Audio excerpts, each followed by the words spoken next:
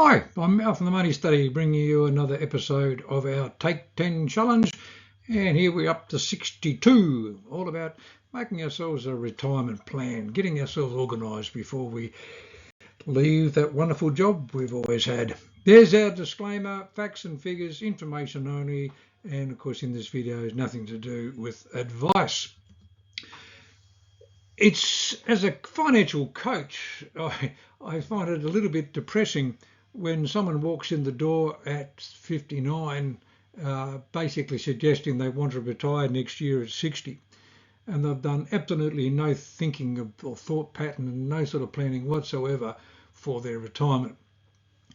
Leaving it to a year before, or some people leave it a month before, really isn't doing yourself any justice. We really need to think about this thing, well and truly, to give us a bit of time to benefit from our planning so that our retirement is going to look reasonable. And if you haven't done your planning, how do you know, quite honestly, that we're going to have enough to do what you want to do? So obviously, the earlier we start planning for our retirement, the better it's going to be. It's going to give us more time to put sort of strategies into place. The more we're going to learn, the more we're going to understand. And of course, that old compounding effect, the more money we can get in early enough, compounding, growing and growing and growing to ensure that we do indeed have a decent sort of retirement. But having an exit date in mind, now this doesn't have to be locked in concrete, of course, but having an exit date in mind gives us the ability to sort of work backwards, to ensure that we are indeed going to have enough money by the time we get there. Now, future sessions will go through how to calculate this as to what we think we're going to need and so forth. But if we've just got this, yep, I'll retire in the future, well, how do you know you're on track, for starters? So we need to have some sort of a basis to work towards. So if we can work backwards, say, yep, at this point in time, I'm going to plan to retire at 60, or I'm going to plan to retire at 62, 64. And you might even say, look, okay, I might do some scenarios on 60, 62 and 64 to give me an idea of what is more and most likely for me to occur. To say, it doesn't mean we can't change our mind, and if things change, we've got to be flexible enough to change our plan. But by having a date, we can then plan towards it to know we're on track. And giving the more time we've got to implement changes, put the strategies in place, get things we need to do, make changes in any way, shape or form. Now, most of the strategy we're going to talk about coming up over the next few sessions or weeks or months ahead or whatever, most things relating to retirement don't cost us much money to put in place.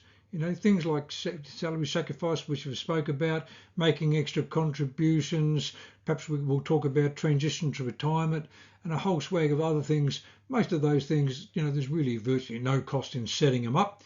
Yeah, it costs us a bit of money to put in, but that's like with anything. If we want to build our wealth, the money has indeed got to come from somewhere. But we're not up for a big chunk of money just to put these strategies in place.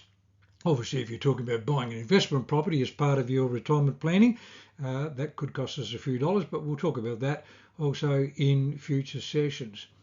Now, it comes down to the situation that if you do have a partner, any retirement planning should indeed take our partners into account.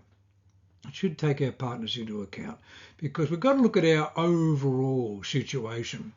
And if there's obviously a difference in age, are there strategies that we can talk about? And we've already talked about some of those.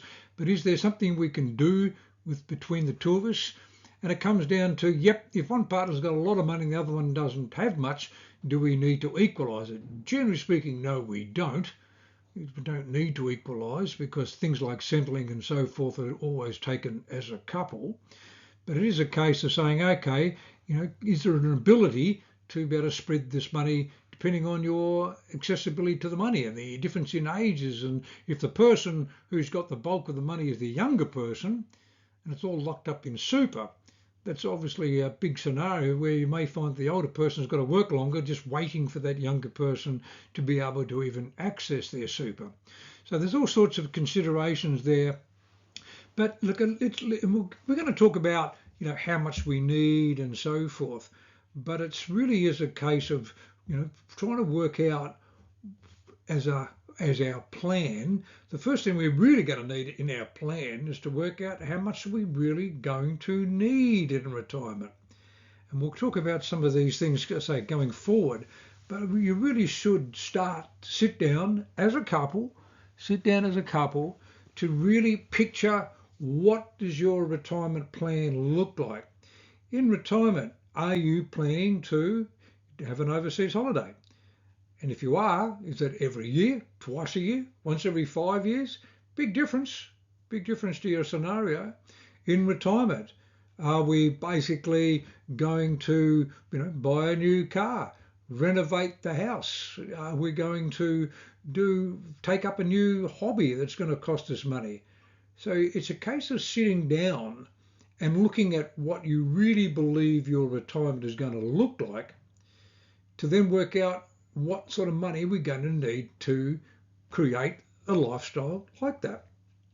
If we're going to take up a new hobby, and depending on what that new hobby is, even taking up golf, all of a sudden we've got to take into account, the purchase of the clubs and our golf membership, and perhaps some lessons, and just getting to and from our golf course, and so it goes on. Now, so obviously some hobbies are a lot cheaper than others, but it could be a case that your retirement is looking like, yep, I just want to go and have coffee with my friends every day and sit back and drink this and do that and whatever.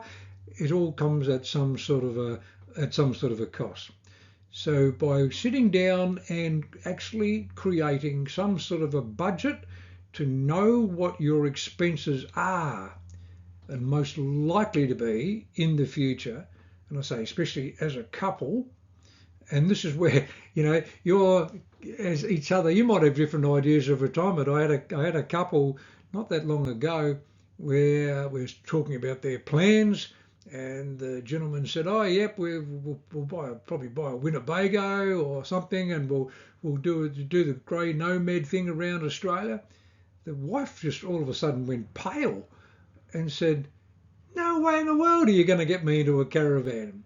Because this guy had the thought that that's what they're going to do, but he never really sat down with his wife to say, look, yep, that's how I see my retirement, is us just travelling around, going from caravan site to caravan site. Her idea was an overseas holiday every 2 years, staying in 4 or 5 star hotels. So they had a bit of discussion to do. Not much point waiting to get to retirement and then have these discussions. Do it now before you retire. Are you on the same page?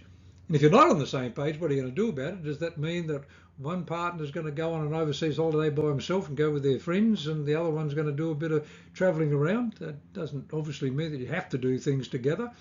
Ideally, I suppose that it's not ideal, but it doesn't mean you have to do everything together in retirement, just like you don't have to do everything together while you're still working and so forth.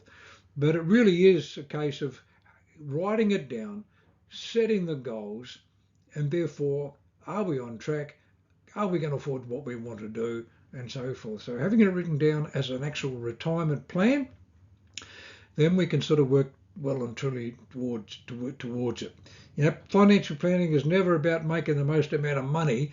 It's basically a plan for you to achieve the goals that you want to do. Now, of course, if you set these goals and you look at it, and we start doing some number crunching in future sessions of what we need and how we're going to achieve it, and those goals look completely and utterly, totally unattainable, then of course, what are we going to do about it? Do we modify the goal? Do we work longer? Or do we find some other way of earning more money and so forth? And of course, a dollar earned, a dollar saved is another one to spend, but of course an extra dollar earned is one that we don't have to find, from somewhere else later on in retirement, meaning that for every extra day you work, that's more money that we're earning, and it's one less day that we've got to fund into retirement. So our retirement date can really impact, of course, what our retirement is going to look like. But some people will say, look, no, I don't care. I'm out of here at 60. There's no way in the world am I going to work past 60. Other people are saying, yeah, look, don't mind what I'm doing. 65 is looking good. And some people may say, look, I may never retire. I'll phase out. I might just cut back and do things that I enjoy, still making a bit of money.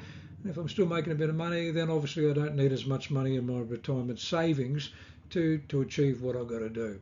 So we're all different. Our plans will be different. Don't base your plan on what your neighbours are doing. It's got to be something that you want to do, and so forth. Retirement planning is something that you might want to get a bit of assistance with. We're certainly more than happy to listen to what you've got in mind, and we can be the devil's advocate, of course, to sort of suggest that that's totally totally unachievable or not. Anyway, we'll talk about these things in future sessions.